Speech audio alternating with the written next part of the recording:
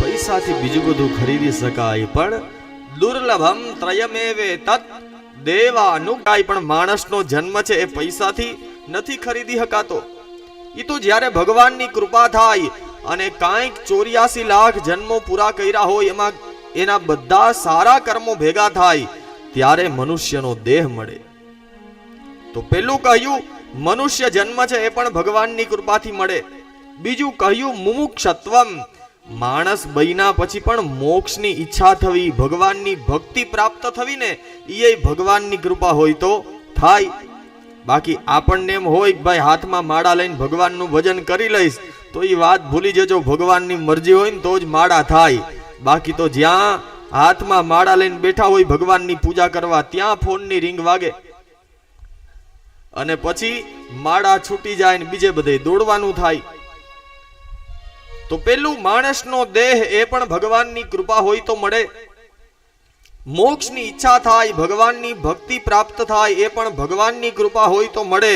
અને ત્રીજું કહ્યું મહાપુરુષ સંશ્રયઃ, આવા મહાપુરુષોનો સંગ થાય, આવા સાધુઓનો સંતોનો સંગ થાય ને એ પણ ભગવાનની કૃપા હોય તો મળે. સતં સદ્ભિ સંગઃ કથમપિ પુણ્યેન ભવતી, સારા માણસોનો સંગ થવો એ પણ ભગવાનની કૃપા હોય તો થાય. બાકી અત્યારે દુનિયામાં માણસ તો બધે મળી જાય, પણ સારા માણસો છે ને એ બહુ ઓછા હોય. પછી ઓની જેમ કે જ્યારે કંઈ કામ હોય અને ટાઈમે જ ફોન સ્વિચ ઓફ કરી દે, તો એવા માણસોની હારે સંબંધ રાખીને પણ શું કામનું. દુનિયામાં માણસ તો બધે મળી જાય, પણ સારા માણસો ક્યારે મળે? કાંઈક સારા કર્મ કર્યા હોય તો જીવનમાં સારા માણસોનો સંગ થાય.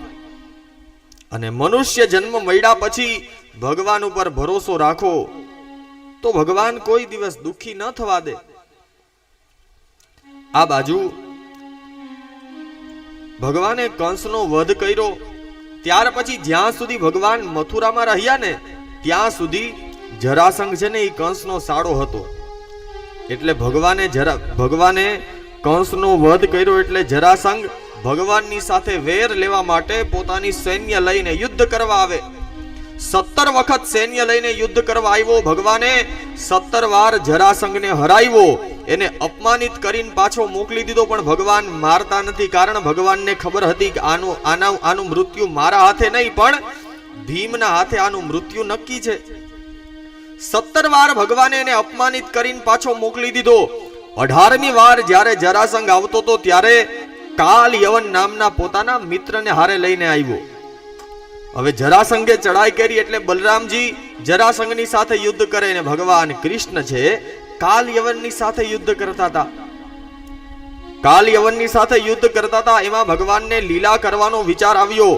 એટલે ભગવાન મથુરાના રણ મેદાનમાં કાલ યવનની સાથે યુદ્ધ કરતા કરતા રણ છોડી અને ત્યાંથી દોડવા લાગ્યા, નાસવા લાગ્યા. એટલે ભગવાનના એક નામમાં વધારો થયો. બોલીએ શ્રી રણછોડરાય ભગવાન કી જય. ભગવાન ત્યાંથી રણ છોડી અને ભાગ્યા, એટલા માટે ભગવાનનું એક નામ પડ્યું રણછોડરાય. ભગવાન મથુરાથી દોડવા લાગ્યા. આગળ ભગવાન દોડે ને પાછળ કાલ યવન જાય. ભગવાન છેક મથુરાથી દોડતા દોડતા રૈવતક પર્વત સુધી આવ્યા. અને રૈવતક પર્વત એટલે આજનો ગિરનાર. હવે આ રૈવતક પર્વતની એક ગુફાની અંદર જઈને ભગવાન સંતાઈ ગયા. અને આ ગુફામાં એક જે પુરુષ સૂતો તો એની ઉપર પોતાનું પીળું પીતાંબર ઓઢાડી દીધું. હવે ઓલો જે માણસ ગુફામાં સૂતો તો એની ઉપર ભગવાને પોતાનું પીળું પીતાંબર ઓઢાડી અને ભગવાન ગુફાના એક ખૂણામાં સંતાઈ ગયા. જ્યારે ભગવાન ગુફાની અંદર ગયા એટલે પાછળ કાલ યવન પણ જતો હતો. અને જેવા ભગવાન ગુફામાં ગયા પાછળ કાલ યવન પણ ગયો. કાલ યવને જઈને ભગવાનનું પીળું પીતાંબર જોયું એટલે કાલ યવનના મનમાં એમ થયું કે કૃષ્ણ મથુરાથી દોડીને અહીંયા સુધી આવ્યા અને આ રૈવતક પર્વતની ગુફામાં આવીને અહીંયા આવીને સૂઈ ગયા.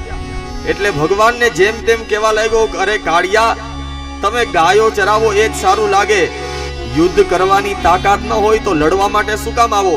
છેક મથુરામાં લડતો તો ત્યાંથી દોડીને અહીંયા આવ્યો અને કાયર અહીંયા આવીને સૂઈ ગયો એમ કહી અને કાલ યવને જેવું ઓલું પીળું પીતાંબર ખેંચ્યું, જે માણસ સૂતો તો એની ઊંઘ ઉડી ગઈ. એ માણસ ઊભો થયો, આંખમાંથી અગ્નિની જ્વાળા. ભગવાન મથુરાથી અહીંયા દોડીને આવ્યા. ગુફામાં એક માણસ સૂતો તો એની ઉપર પીળું પીતાંબર ઓઢાડી દીધું અને ઈ માણસ જ્યારે જાગ્યો તો એના આંખમાંથી અગ્નિની જ્વાળાઓ નીકળી. કાલ યવન બળીને ભસ્મ થયો. સુખદેવજી, ગુરુદેવ, મનમાં એક પ્રશ્ન થાય છે કે આ જે માણસ સૂતો તો ઈ કોણ હતો? ત્યારે સુખદેવજી કહે, સાંભળ રાજા, આ કોઈ સામાન્ય માણસ નહોતો, પણ ઇક્ષ્વાકુ કુલે જાતો માંધાતૃ તનયો મહાન મુચુકુંદ ઇતિ ખ્યાતો બ્રહ્મણ્યઃ સત્ય સંકરઃ. કહે કે રાજા પરીક્ષિત સાંભળ, ભગવાન મુચકુંદ રાજાને દર્શન આપવા માટે થઈને રૈવતક પર્વતમાં આવ્યા હતા અને આજે પણ ગિરનારની અંદર દામોદર કુંડ છે ને એની બાજુમાં મુચકુંદ ગુફા આજે પણ છે. ભગવાનને ખબર હતી કે ત્યાં મારો એક ભક્ત રાહ જોવે છે, એટલે ભગવાને જે પીળું પીતાંબર ઓઢાડ્યું ને એ ઇક્ષ્વાકુ કુળમાં જન્મેલો મુચકુંદ નામનો રાજા હતો. અને સાંભળ પરીક્ષિત, એક સમયે જ્યારે દેવતાઓ અને દાનવોનું યુદ્ધ થતું હતું એટલે મુચકુંદ રાજા યુદ્ધમાં મદદ કરવા માટે દેવતાઓની પાસે સ્વર્ગમાં ગયા. 100 વર્ષ સુધી યુદ્ધ હાલ્યું. યુદ્ધ પૂરું થયું એટલે દેવતાઓએ કીધું કે મુચકુંદ રાજા માંગો શું જોઈએ? મુચકુંદ કહે, પ્રભુ દેવતાઓ, હવે કદાચ હું પૃથ્વી ઉપર પાછો જાઈશ તો અહીંયા યુદ્ધ કરવામાં 100 વર્ષ વીતી ગયા. હું જાઈશ તો મારી 2-3 પેઢી વહી ગઈ હશે, હવે મને કોઈ ઓળખશે નહીં.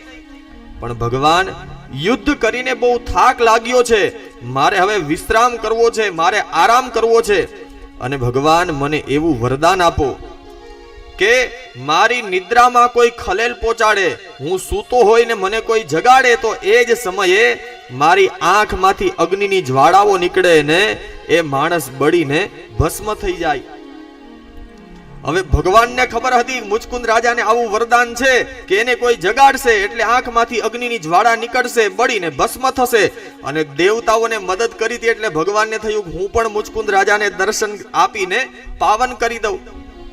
એટલે મુચકુંદ રાજા જાગ્યા. કાલ યવન બળીને ભસ્મ થયો. જેવો કાલ યવન બળીને ભસ્મ થયો, હવે ભગવાન ગુફામાંથી બહાર નીકળ્યા અને જ્યાં ભગવાનને પીળા પીતાંબર ધારણ કરેલા જોયા, મસ્તક ઉપર મુકુટ શોભે. અને મુચકુંદ રાજા 2 હાથ જોડીને કહે કે નાથ, પ્રભુ આપ કોણ છો? કો ભવાની સંપ્રાપ્તો વિપિને ગિરિગાવરે પદભ્યામ પદ્મપલાશાભ્યામ વિચરસ્યુરુકંટકે. વિચરસ્યુરુકંટકે, હે પ્રભુ આપ કોણ છો?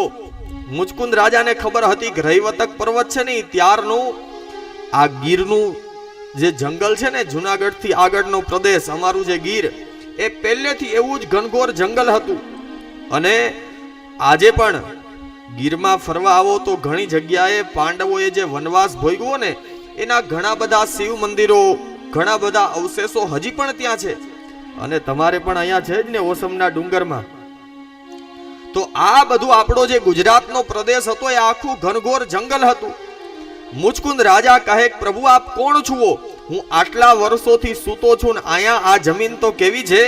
વિચરસ્યુરુ કંટકે, કંટકવાળી કાંટાવાળી જમીન છે. અને એમાંય ભગવાન પદભ્યામ પદ્મપલાશાભ્યામ, પદ્મનો અર્થ થાય કમળ. કમળ જેવા કોમળ ચરણ લઈને તમે અહીંયા કાંટાવાળા વિસ્તારમાં આવ્યા, તમે કોણ છો? અને ત્યારે ભગવાન કહે, સાંભળ રાજા, મારું એક નામ હોય તો તને કહું કે હું આ છું, પણ મારા તો અનેક નામ છે ને અનેક જન્મો છે. અને ભગવાન શું કહે, સાંભળ મુચકુંદ, જન્મ કર્માભિધાનાની સંતિ મેંગ સહસ્ત્રશઃ ન શક્યમ તેનુ સંખ્યાતુ મનંતત્વાન્મયાપિ. કહે કે રાજા, જન્મ કર્માભિધાનાની સંતિ મેંગ સહસ્ત્રશઃ. સહસ્ત્રનો અર્થ થાય 1000. અરે રાજા, મારા તો હજારો જન્મો છે, હજારો કર્મ છે. એક નામ હોય, એક કર્મ હોય, એક રૂપ હોય, એક જન્મ હોય તો તને કહું કે હું આ છું. અને જ્યારે ભગવાને આ પ્રમાણે કહ્યું, જે માણસ દેવતાઓની મદદ કરવા જાતો હોય એ કઈ ઓછી બુદ્ધિ વાળો તો ન હોય ને. જ્યાં ભગવાને કહ્યું કે હજારો જન્મો છે અને હજારો કર્મ છે, મુચકુંદ રાજા સૌને દર્શન આપવા આવ્યા.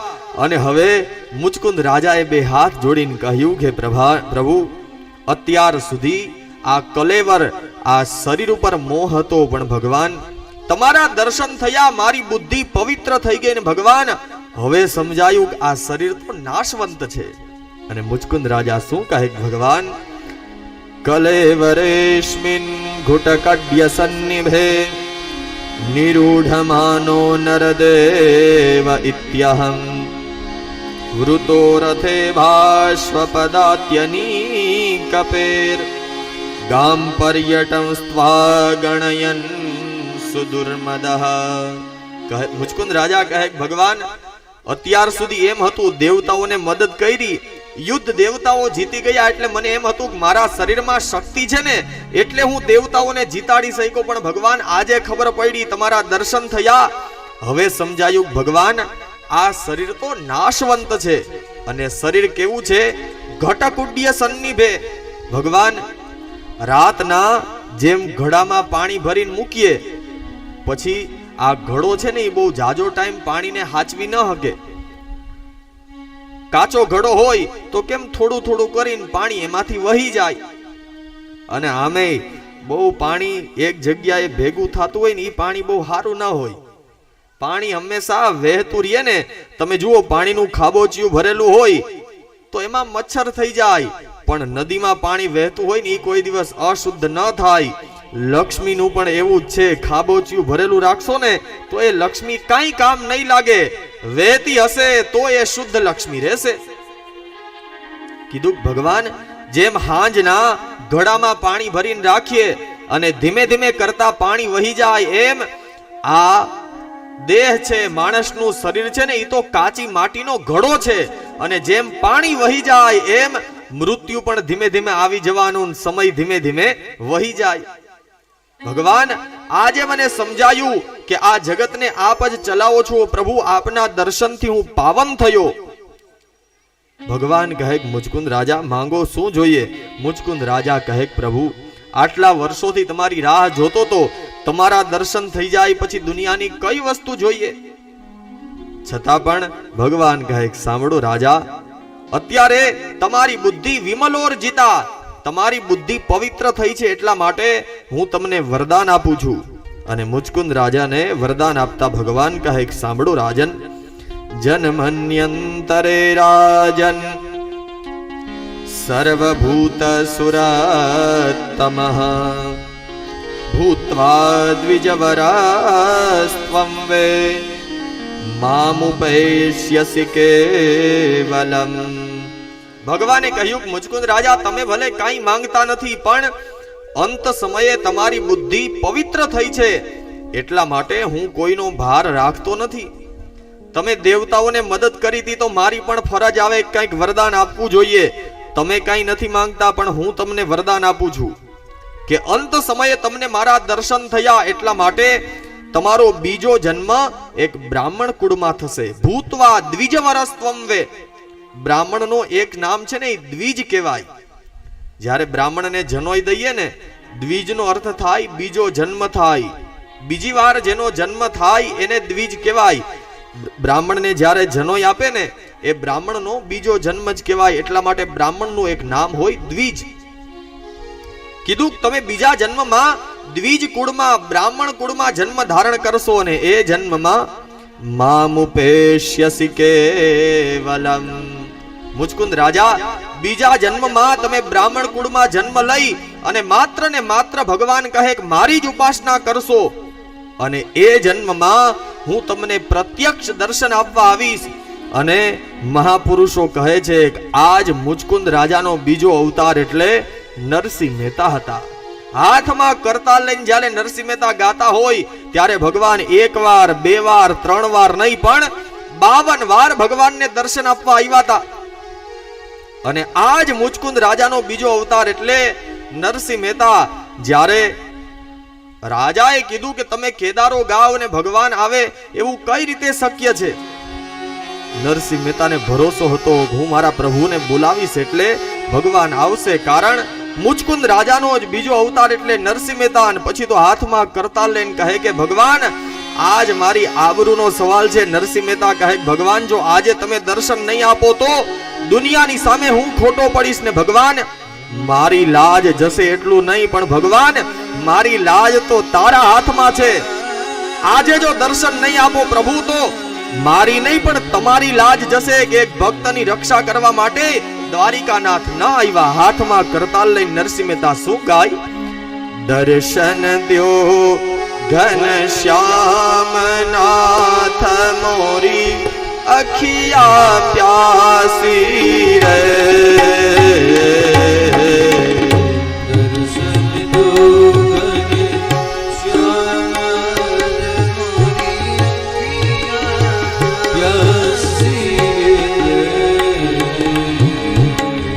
દર્શન દ્યો ઘન શ્યામ નાથ મોરી અખિયા પ્યાસી રે. દર્શન દ્યો ઘન શ્યામ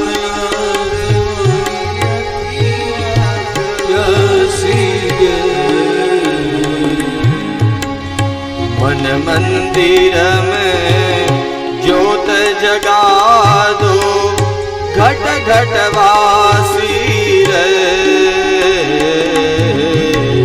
मंदिर में ज्योत जगा दो घट घट वासी रे. द्वार दया का जब तू खोले पंचम सुर में मूंगा बोले. द्वार दया का जब तू खोले पंचम सुर में मूंगा बोले. द्वार दया का जब तू खोले पंचम सुर में मूंगा बोले. द्वार दया का जब तू खोले पंचम सुर में मूंगा बोले. अंधा देखे लंगड़ा चल कर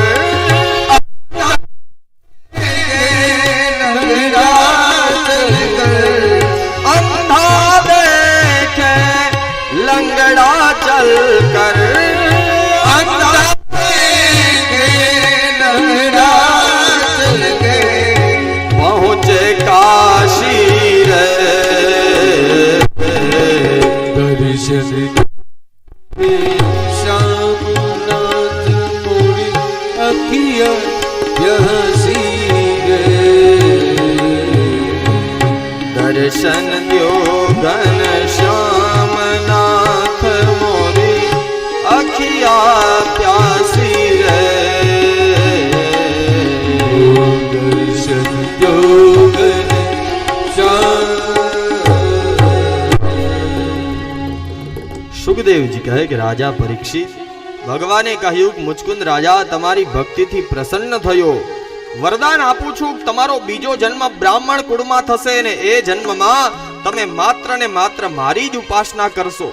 અને આજ મુચકુંદ રાજા બીજા જન્મમાં નરસિંહ મહેતા થયા અને દ્વારિકાનો નાથ 52 વાર ગિરનારની તળેટીમાં નરસિંહ મહેતાના કામ કરવા માટે આવ્યો હતો.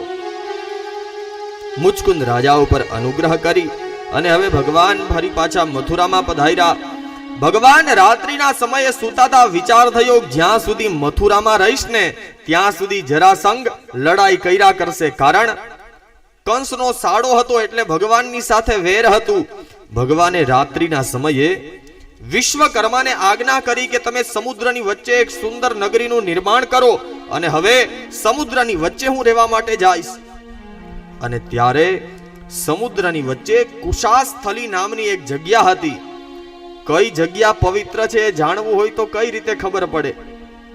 આપણે તુલસી વાવીએ ને ઉગે એ વાત અલગ છે, બાકી જે જગ્યાએ આપોઆપ તુલસી ઉગતા હોય ને એ જગ્યા પવિત્ર હોય, અને બીજું જ્યાં કુશ, જે જગ્યાએ દર્ભ ડાભ ઉગતો હોય ને એ જગ્યા પવિત્ર હોય. કારણ ભગવાને સ્વયં કહ્યું છે, દર્ભ છે ને એ મારા રૂવાટા છે.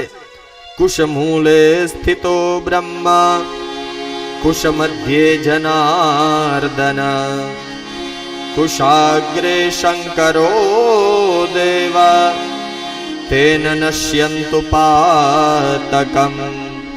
દર્ભની અંદર બ્રહ્મા, વિષ્ણુ અને શિવ ત્રણેય દેવતાઓનો વાસ હોય. એટલે ભગવાને કહ્યું કે વિશ્વકર્મા, સમુદ્રની વચ્ચે એક એવો દ્વીપ છે, એવો ટાપુ છે જેનું નામ છે કુશાસ્થલી. ત્યાં દર્ભ બહુ ઉગે છે. આ જગ્યા રહેવા માટે પવિત્ર છે. ત્યાં તમે સુંદર નગરનું નિર્માણ કરો. ભગવાનની આજ્ઞા થઈ એટલે રાત્રિના સમયે જ વિશ્વકર્માએ પોતાના તપના બળથી એક સુંદર સોનાની નગરીનું સર્જન કર્યું.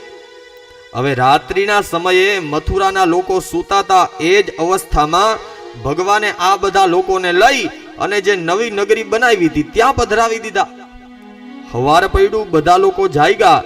નીંદરમાંથી ઉઠીએ એટલે શું થાય? સીધા પગલા છે ને, એક તો આંખું ચોરતા ચોરતા ઊભા થાય, અને એમાંય રોજની ટેવ હોય એટલે સીધો જે બાજુ દરવાજો હોય ને ઈ જ બાજુ પગલા ઉપડે. આ બધા લોકો જાગ્યા, પણ હવે એને ક્યાં ખબર હતી હુતાતા મથુરામાં અને અત્યારે ઉઠ્યા ત્યારે બીજે ક્યાંક છીએ. હવે ઉઠીને તરત બધાઈને પોતપોતાની ટેવ પ્રમાણે દરવાજા બાજુ હાલતા થયા. તો કોઈ દિવાલમાં ભટકાણા અને કોઈને ઉંબરો ઠેસ લાગ્યો તો એમ પડી ગયા. એટલે બધા લોકો કહેવા માંડ્યા, દ્વારિકા. દ્વારીનો અર્થ થાય દરવાજો, અને કા એટલે ક્યાં છે. દરવાજો ક્યાં છે? દરવાજો ક્યાં છે? સંસ્કૃતમાં બોલતા હતા દ્વારિકા, દ્વારિકા, દ્વારિકા. એટલા માટે આ નગરનું નામ પડ્યું દ્વારકા. તો ભગવાન સોનાની દ્વારિકામાં રહીને પોતાનું જીવન વિતાવવા લાગ્યા. બલરામજીના લગ્ન રેવત રાજાની દીકરી રેવતીની સાથે થયા. ભગવાનના લગ્ન માધવ પુનવા રૂકમિણીજીની સાથે થયા. સમય જતા ભગવાનને ત્યાં એક પુત્રનો જન્મ થયો, ને એ હતા પ્રદ્યુમ્નજી. સુખદેવજી કહે કે રાજા પરીક્ષિત, આ પ્રદ્યુમ્નજી છે ને એ સ્વયં કામદેવ જ હતા. અને સંબ્રાસુર નામના એક દૈત્યને ખબર હતી પ્રદ્યુમ્નના હાથે મારું મૃત્યુ નિશ્ચિત છે. એટલે પ્રદ્યુમ્નજીનો જ્યારે જન્મ થયો અને હજી 10 દિવસના હતા ને ત્યાં જ સંબ્રાસુર દ્વારિકામાંથી પ્રદ્યુમ્નને હરી અને સમુદ્રમાં પધરાવી દીધા. હવે સમુદ્રનું એક માછલું પ્રદ્યુમ્નજીને ગળી ગયું. જુઓ, ભગવાને જે નક્કી કર્યું હોય ને એમાં કંઈક સારું હોય. અને માણસ મૃત્યુથી બચવાના ગમે એટલા ઉપાય કરે, પણ ભગવાને છે ને સમય અને સ્થળ બેય નક્કી કરી દીધા હોય, એમાં કોઈનાથી કઈ ફેરફાર ન થાય. કદાચ જો સમય ને સ્થળ ન આવ્યા હોય તો મરતા મરતા પણ બચી જાય, અને ભગવાને જે સમય ને જે સ્થળ નક્કી કર્યું હોય ને ત્યાં પૂગી જાય, ને એ સમય આવી જાય એટલે કાંઈ ન હોય ને તોય જવું પડે. એક દિવસ એક પોપટ છે ને એ બખોલમાં બેઠો તો. હવે એમાં ન્યાથી યમરાજા નીકળ્યા, એટલે યમરાજાએ પોપટની સામું દાંત કાઢ્યા. હવે બીજા કોઈ નીકળે ને દાંત કાઢે તો બરાબર, યમરાજા દાંત કાઢે એટલે હારા હારાને પરસેવો વળી જાય ને. પોપટ તો ધ્રુજવા લાગ્યો કે આજે યમરાજાએ દાંત કાઢ્યા, નક્કી આજે આપણો છેલ્લો દિવસ લાગે છે. હવે થોડીક વાર થઈ ત્યાં ગરુડજી નીકળ્યા. પોપટને પૂછ્યું, પોપટ આટલો બધો ધ્રુજે છે શું કામ? એટલે કીધું, ગરુડજી હમણાં થોડીક વાર પહેલા અહીંથી યમરાજા નીકળ્યા ને મારી સામું દાંત કાઢતા ગયા, બીક લાગે છે કે આજ આપણો વારો છે. ગરુડ કહે, કાંઈ વાંધો નહીં, તારે મરવાથી કોઈ બીવાની છે, તારે નથી મરવું ને? તો કે નહીં. તો કે તારું આ સમય ને આ સ્થળ નક્કી હશે એટલે યમરાજાએ દાંત કાઢ્યા હતા, પણ હું તને અહીંયા રહેવા જ નહીં દઉં.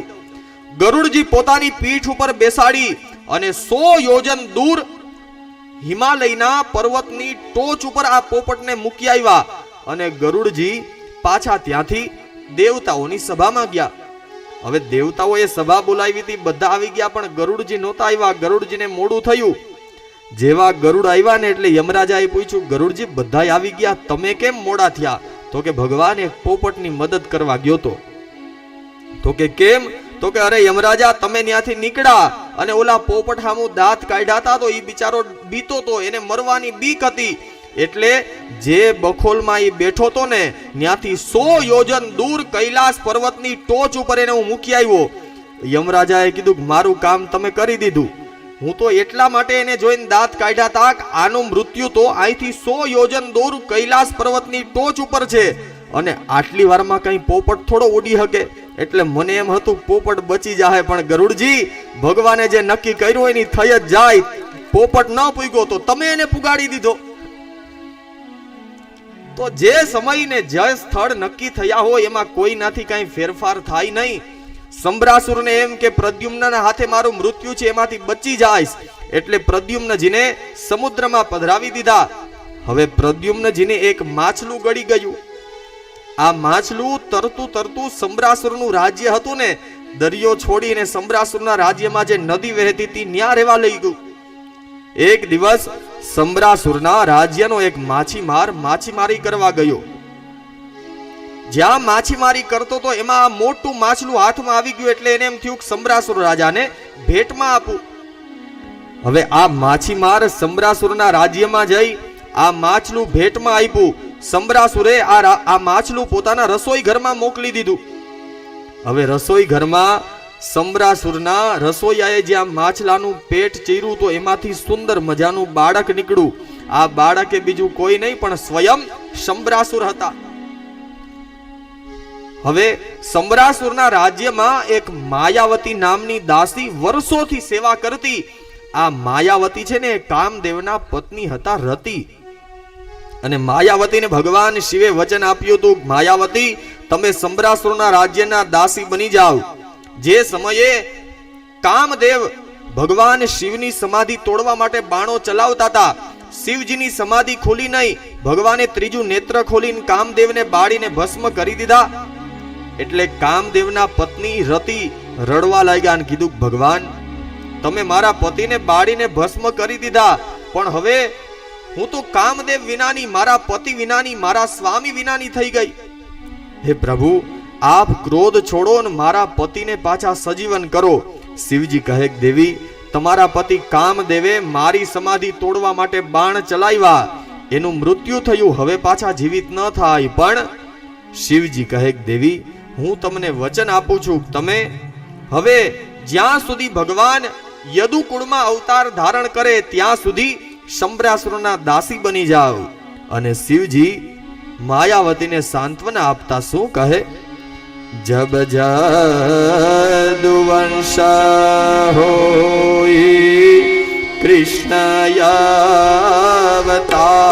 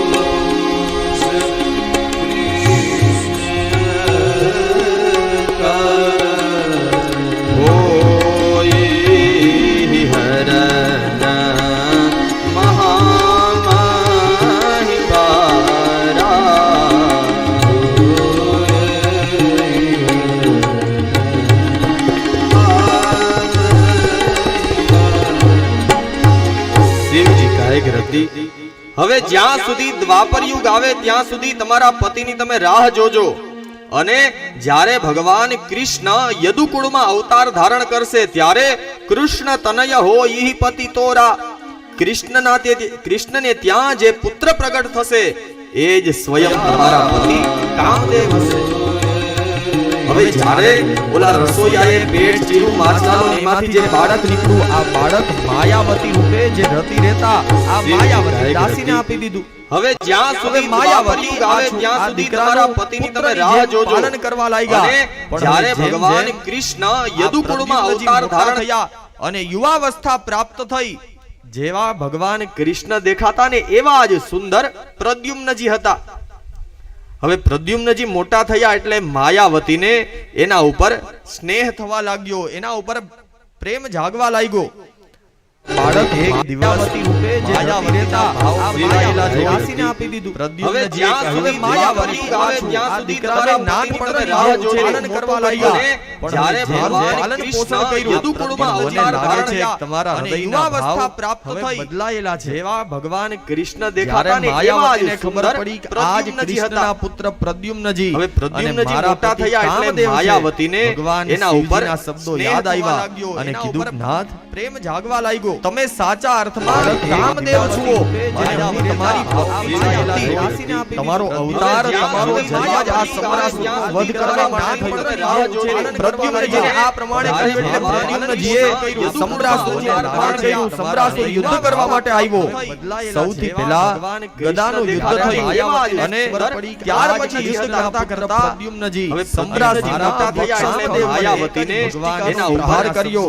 સમરાસુરનો વધ થયો, પ્રેમ જાગવા લાગ્યો. તમે સમરાસુરનો વધ કરી અને માયાવતીની પાસે છે ને આકાશ માર્ગે જવાની શક્તિ હતી. અવતાર તમારો એટલે પ્રદ્યુમ્નજીને લઈ આકાશ માર્ગે દ્વારિકા પ્રદ્યુમ્નજીને આ પ્રમાણે દ્વારિકામાં જ્યાં માયાવતીની સાથે પ્રદ્યુમ્નજી આવ્યા, યુદ્ધ કરવા માટે આવ્યા. દ્વારિકાની સ્ત્રીઓને પહેલા કૃષ્ણ ચાલ્યા આવે છે અને શરમાઈ ગઈ.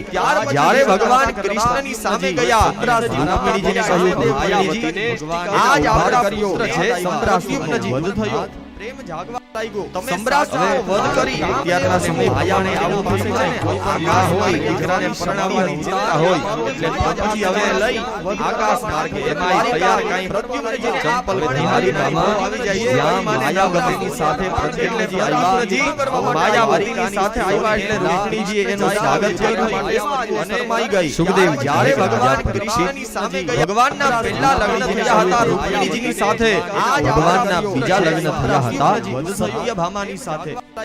એની કથા સંભળાવતા ત્યારના રાજા પરીક્ષિત આસિત સત્રાજિતઃ સૂર્યો ભક્તસ્ય પરમઃ સખા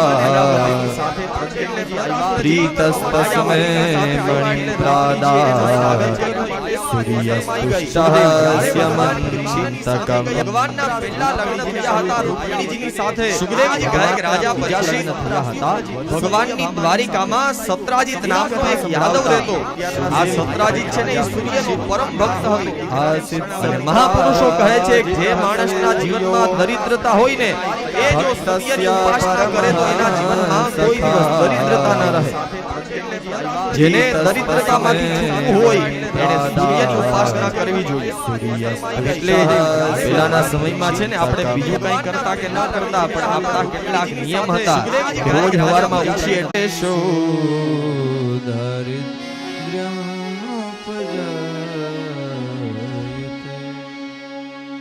શાસ્ત્ર કહે બીજું કઈ ન કરો પણ આદિત્યસ્ય નમસ્કારમ યહ કુર્વંતી દિને દિને. જે માણસ રોજ સવારમાં ખાલી સૂર્યનારાયણને નમસ્કાર કરી લે ને તો પણ એક જન્મમાં નહીં પણ જન્માંતર સહસ્ત્રેષુ, શાસ્ત્ર કહે હજારો જન્મો સુધી પણ એના જીવનમાં ક્યારેય દરિદ્રતા નથી આવતી. દિને દિને તો સત્રાજીત પણ સૂર્યનારાયણનો પરમ ભક્ત હતો અને હવે તો સૂર્યનારાયણની સાથે સત્રાજીતની એવી મિત્રતા થઈ ગઈ જન્માંતર કે જ્યારે સૂર્યનારાયણને હજારો જન્મો સુધી પણ થાય એટલે સત્રાજીત યાદવને બોલાવતા. સત્રાજીત સૂર્યનારાયણની સાથે ચોપાટની રમત રમવા માટે જતા. હવે તો સૂર્યનારાયણની સાથે એક દિવસ સત્રાજીત ચોપાટ રમતા હતા અને એમાં સત્રાજીત જ્યારે સૂર્યનારાયણને હરાવી દીધા. સૂર્યનારાયણ પ્રસન્ન થયા અને કહે, સત્રાજીત યાદવ લાવતા. આજ સુધીમાં ચોપાટની રમત રમવાની કોઈએ હરાવ્યો નથી. પહેલી વાર જીવનમાં તે મને હરાવ્યો. ચોપાટ રમતા હતા. સ્યમંતક મણિ આપું છું. જ્યારે સૂર્યનારાયણને હરાવી દીધા. સ્યમંતક નામનો એક મણિ સત્રાજીત યાદવને ભેટમાં આપ્યા. આજ સુધીમાં સ્યમંતક મણિ એટલે જેવો સત્રાજીત યાદવ સ્યમંતક મણિ ગળામાં પહેરી અને દ્વારિકામાં આવ્યો. બધા લોકોને એમ થયું કે સ્વયં સૂર્યનારાયણ આવે છે એટલે બધા દોડીને ભગવાન કૃષ્ણની પાસે ગયા. કહ્યું, ભગવાન દ્વારિકાધીશ સૂર્યનારાયણ આજે સ્વયં તમને મળવા આવે છે. સ્યમંતક મણિ ગળામાં પહેરી સૂર્યનારાયણ કોઈ દિવસ પૃથ્વી દ્વારિકામાં આજે મને મળવા માટે આવ્યા. જ્યાં ભગવાને આવી જોયું બધા યાદવોને કીધું, યાદવો આ સૂર્યનારાયણ ભગવાન તો સત્રાજીત યાદવ છે. સૂર્યનારાયણ આજે સ્વયં તમને મળવા આવે છે. એટલો પ્રકાશિત હતો કે જાણે સૂર્યનારાયણ અવતાર ધારણ કરીને દ્વારિકામાં હોય મને મળવા માટે આવ્યા. જ્યાં ભગવાને આવી જોયું બધા એટલો પ્રકાશિત સ્યમંતક મણિ સત્રાજીતને આપ્યો. સ્યમંતક મણિ પ્રકાશિત હતો ને મળવા આવે છે. એ હતી કે જાણે સૂર્યનારાયણ મણિ છે ને એ રોજ 8 ભાર સોનું આપતા. જ્યાં ભગવાને 8 ભાર આપે એટલો પ્રકાશિત સ્યમંતક મણિ સત્રાજીતને આપ્યો. ત્યારે પ્રકાશિત હતો ને મળવા આવે છે. એ હતી કે સત્રાજીત યાદવને રોજ 8 ભાર ભગવાને એક ભાર સોનું સત્રાજીત આવી કિંમતી વસ્તુ છે ને રાજાના ખજાનામાં સારી લાગે. આપણી પાસે કઈ કિંમતી વસ્તુ પડી હોય તો ક્યારેક જીવ જવાનો પણ ભય રહે. તું એક કામ કર, આ સ્યમંતક મણિ દ્વારિકાના ખજાનામાં દ્વારિકાની તિજોરીમાં મૂકી દે અને મારે એમાંથી કઈ જોતું નથી. રોજનું જે 8 ભાર સોનું સ્યમંતક મણિ આપે એ સોનું હું તને દઈ દઈશ. સત્રાજીતને એમ કે ભગવાનને મારો આ સ્યમંતક મણિ જોઈએ છીએ એટલે એને ના પાડી, કૃષ્ણ હું સ્યમંતક મણિ તમને નહીં આપું. ભગવાને સમજાવ્યું પણ આ સત્રાજીત યાદવ માયનો નહીં. એક દિવસ પ્રસેનજીત સત્રાજીતનો ભાઈ હતો. આ સત્રાજીતનો નાનો ભાઈ પ્રસેનજીત સ્યમંતક મણિ ગળા